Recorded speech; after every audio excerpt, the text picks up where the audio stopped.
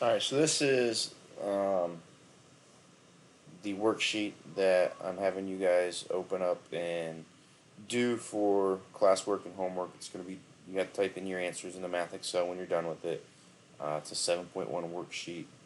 But I want to do a handful of these with you. Primarily, these first six for the fact they're going to generate some algebra that we need to reacquaint ourselves with. So they're proportions. So we talked with proportions that we can do cross products. Okay, so we're going to take x plus 5 in this case times x minus 2, multiplying those two, and then we're going to multiply these two and get 30. So we get these two. What we want to do is factor now, because what we are doing here, we have two numbers right now that multiply together to give me 30. Well, there's an infinite number of factors that give me 30. 3 and 10, 5 and 6, 1 and 30, 2 and 15,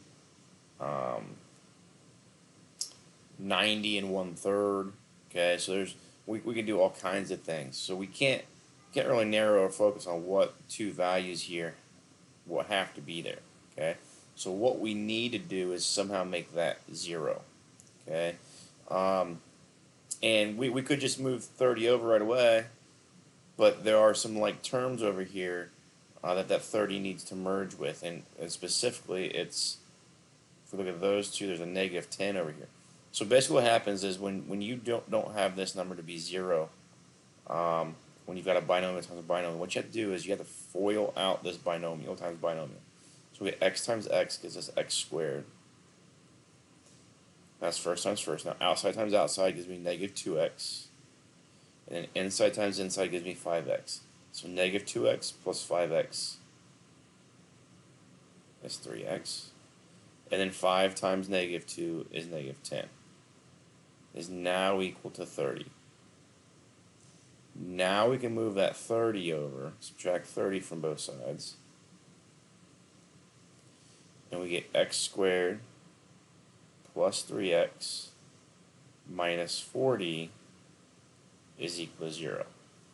So at this stage, we're now looking for two numbers that multiply together to give me negative 40 and add to give me positive 3.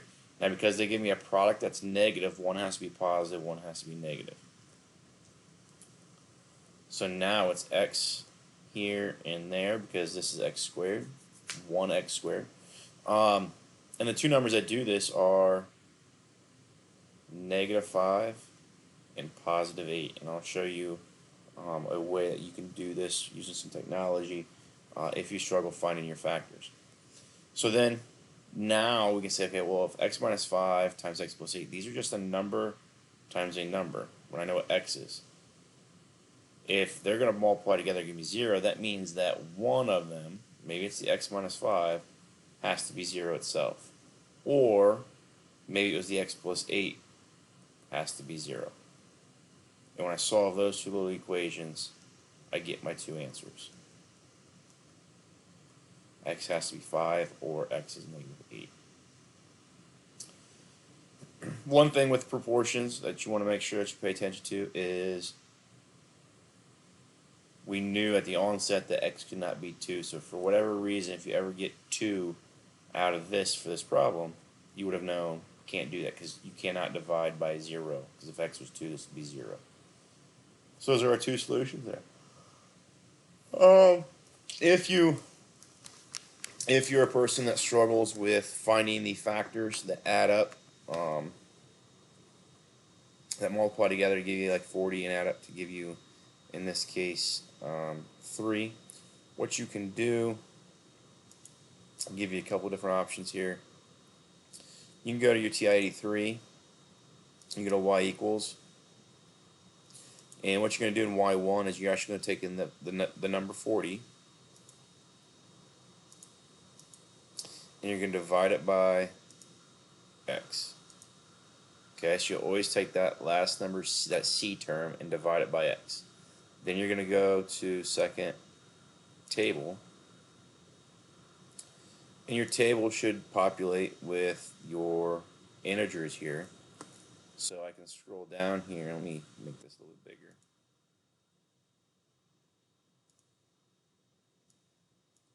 So I scroll down. So this is telling me 1 and 40 are factors of 40. 2 and 20. But in any, so if 2 is negative, this would give me positive 18. If 20 was negative, give me negative 18. Okay, but that's not the 3 that I'm looking for. 4 and 10. Here's 5 and 8. And you can see that 5 and 8, they're 3 units apart. So that is the set of factors that I'm going to pull out and use. Okay, so that's maybe one way of using technology to find your factors that you're looking for. Excel. So I know not everybody has that TIE 384, but you all should have Excel on your laptops. Excel is just it's a very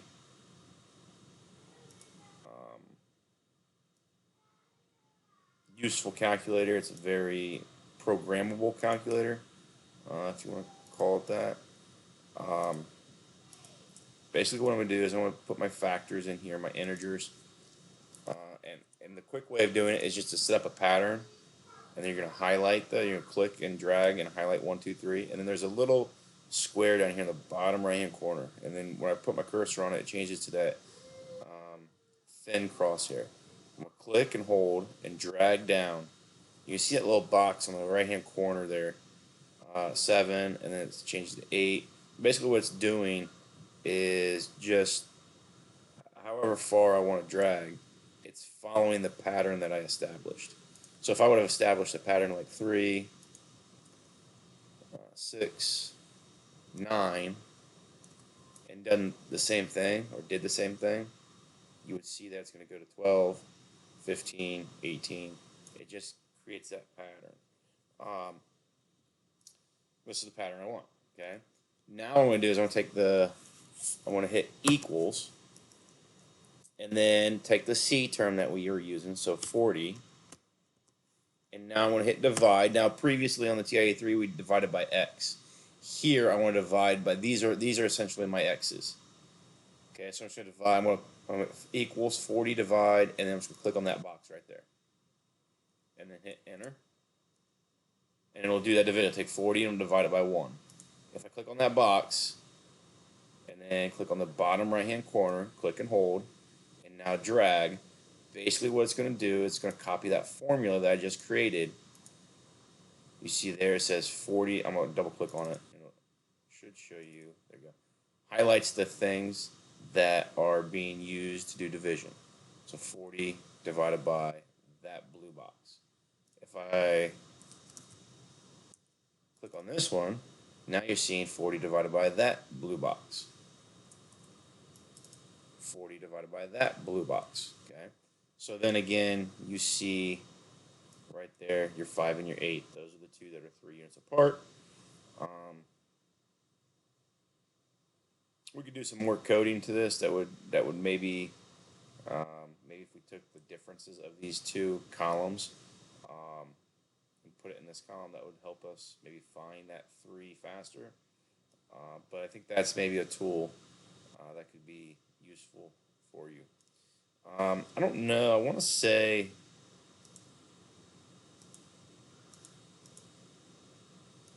that GeoGebra has a tool for. I'll get into it and look at it later. But if there are some calculators out there that you can just type in, like you just say factor 40, and it will list the factors of 40 for you. Okay, and I know that's it's a thing that some people often struggle with. So hopefully maybe that'll help you.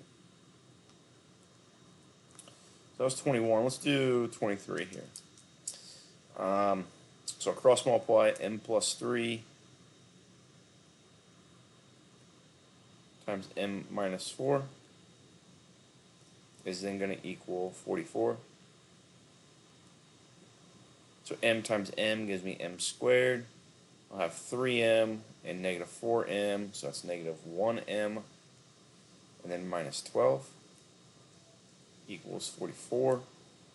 I'll subtract 44 from both sides, so we get m squared minus m minus 56 Okay.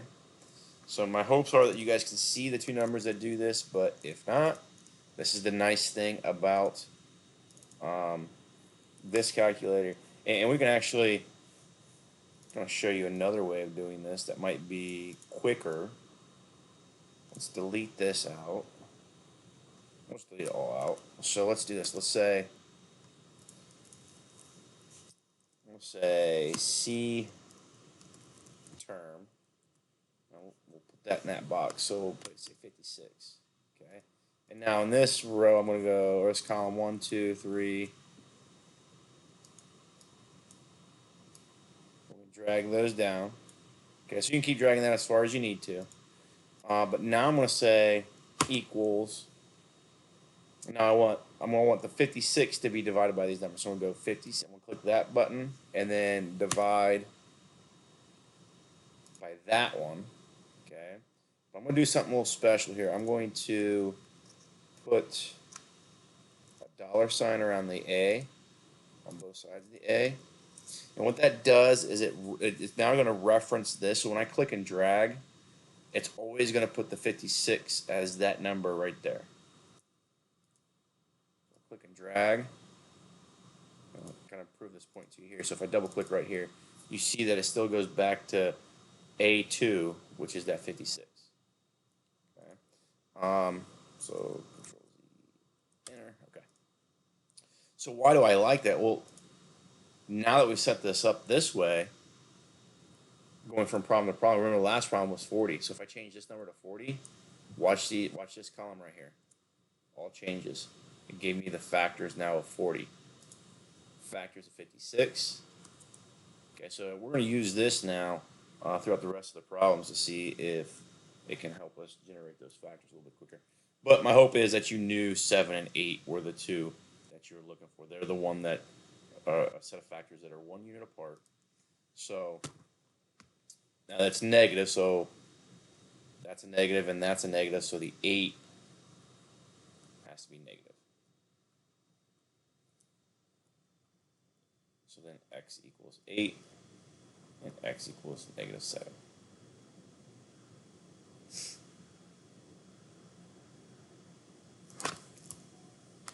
If we want to check these, just grab Desmos. What I like to do is just type in m plus 3 over 4, and type in 11 divided by m minus 4, and then just type in m equals 8. Did they both end up being the same? Yes, they do. M equals negative 7. Do they both end up being the same? Yes, they do. So that confirms that we've done that correctly.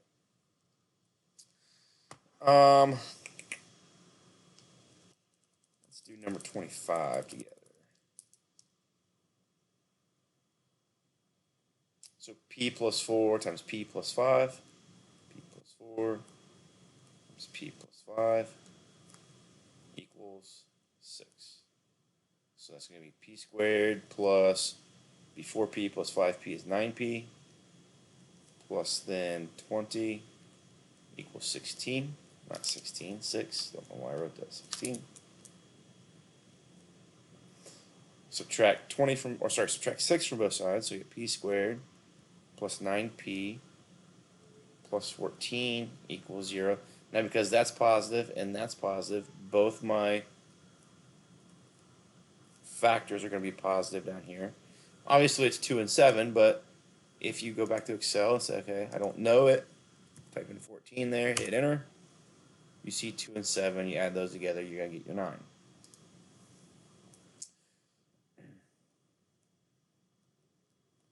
So p plus 2 equals 0, p plus 7 equals 0. This will give me p to be negative 2, p to be negative 7. I just like, when I was first taught how to do this factoring, they said, write all your factors down that make this product. And that can be a tedious process. Let's say that I've got like 144 as my C term. I've got so many factors, okay? Well, if I've got this tool here, I can generate those factors pretty quickly and not spend all the time that arithmetic and I can focus on the actual factoring process.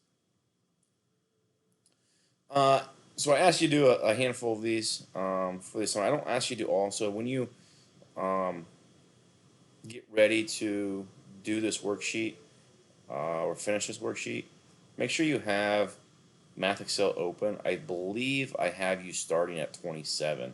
I think I have you doing those four. But then we're going to do the rest of these.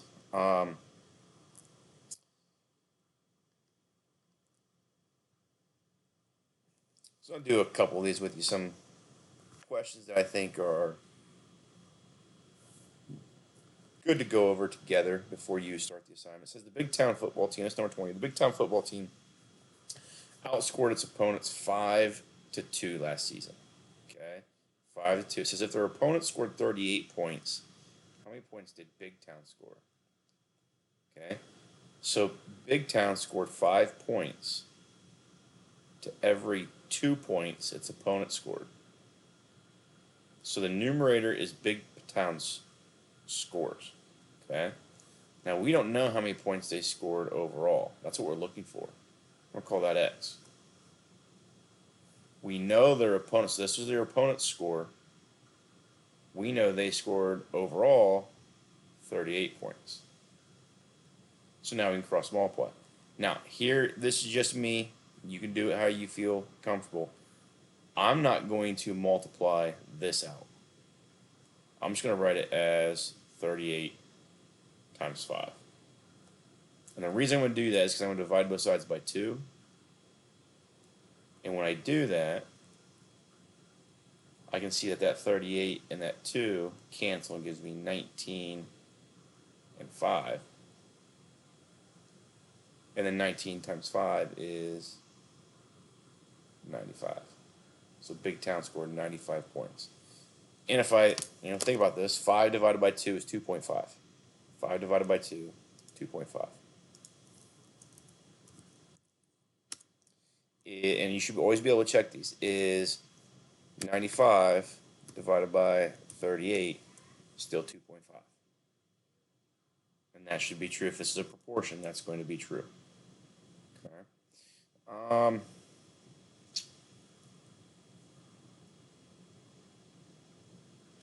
This one's a very common type of thing, happens on a daily basis or daily occurrence in all currencies. It says the currency in Western Samoa is the tala. The exchange rate is approximately 70 US dollars, USDs, to 1 tala. It says at this rate, how many dollars would you get if you exchange 13.3 talas? Okay, so we know that 70 cents or $0.7 for every 1 tala. How much money in dollars, how many USD dollars are we going to get if we exchange 13.3 talas? What I hope you see here is that I try to keep my numerators consistent. They're both USD. Keep my denominators the same. They're both talas. I'm going to cross multiply. So I get 1x equals 0.7 times 13.3. You multiply that out, I'll let you multiply that out, but that would be how many dollars then you're going to get. Okay? Essentially, it's 70% of 13.3. I've always had questions about this. 1 plantain. Plantain's like a banana.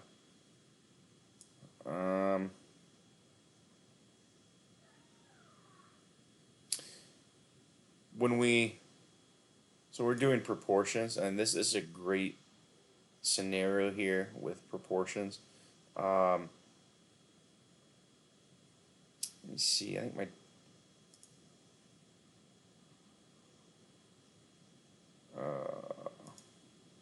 nope. My daughter was drawing a picture on here earlier. I'll just see if I can find it to to crop it and change. But what you can do, if whenever you crop something, there's the picture. Alright, so whenever I do something like this, what is happening in the background is, with the program, is that it's using proportions to scale it so nothing looks distorted. Okay, but if I do this, now the scaling was messed up, because now the only thing that's being scaled is the vertical distance and not the horizontal distance. So if you do it that way, you distort your image. Okay, but if I grab here and go that way, the proportion is being maintained. Okay, so with people, this is talking about somebody like enlarging a picture. It just gives you a real life situation or scenario where proportions and ratios are utilized. Let's see here.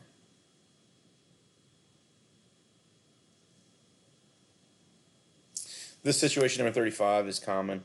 It's a way of doing what we call indirect measurements. It's a bird bath that is 5.3 feet tall. So let's say that got a bird bath here,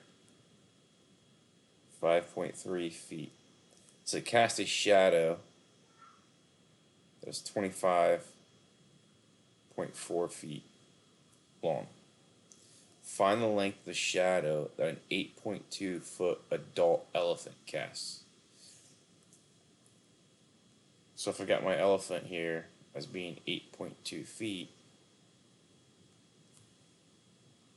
how big would that shadow right there be casting?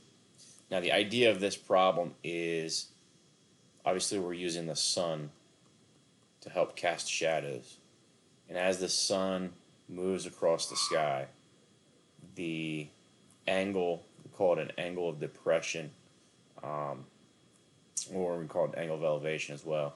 But basically what we're saying is that the way that those rays hit the object, in this case the bird bath or the elephant, and block out the rays of allowing them to hit the ground, is what causes that shadow. So if we were to do this at different times in the day, we can't use these proportions. They would not be accurate. So we have to make the argument that this is happening at the same time of day. Okay. But what we're seeing here is that set up the ratio, a 5.3 foot object creates a 25.4 foot shadow. So that's the object and that's the shadow. So I'm going to come over here and say the object is an 8.2 foot elephant, and it's casting an unknown shadow. If we cross multiply those two things, then you'll divide both sides by 5.3. You'll figure out how long that shadow is for that elephant. That's called indirect measurement. We might have physically measured this. We might have physically measured that. We might have physically measured that. But we never measured that. We never physically took a tape measure and figured out what that was. We just know that this math is going to give that exact measurement for us. Maps are another place that we see ratios. You see the key on the bottom of the map will have the scale on it.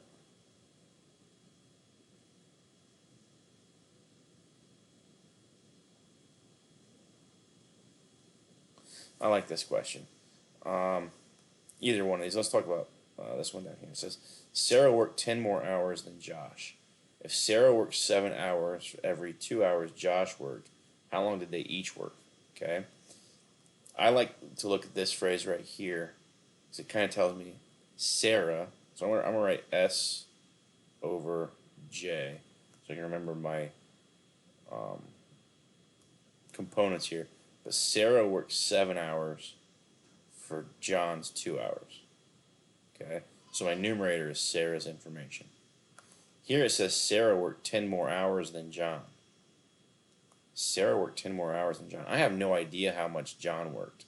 So So I'm going to let John be X. And that's going to be on the bottom because that's how I was comparing 7 and 2. 2 was John's information. Sarah worked 10 more than that. So hopefully it makes sense that Sarah up top here should be 10 plus X. I cross multiply, I get 7X equals 20 plus 2X. 5X equals 20. X is 4. What was X? X was Josh. X was Josh. So Sarah, so Josh worked 4 hours. Sarah worked 10 more, so she was 14. Does 14 over 4, does that reduce to 7/2? Okay, so Sarah worked 14 hours and John worked 4 hours. You'll do question 37 in a similar fashion there. Same thing with 40. Looks like 39 similar as well. All right. 41 is a good question. I'll leave that one up to you, but that's a common question that students ask all the time, which hopefully they have after this lesson the ability to do this on their own and not necessarily need to ask that question. So go ahead and finish that up. If you have any questions on it, please reach out. I anticipate probably not being there until maybe early next week. Still have not received word from the doctor whether her test came back or not. So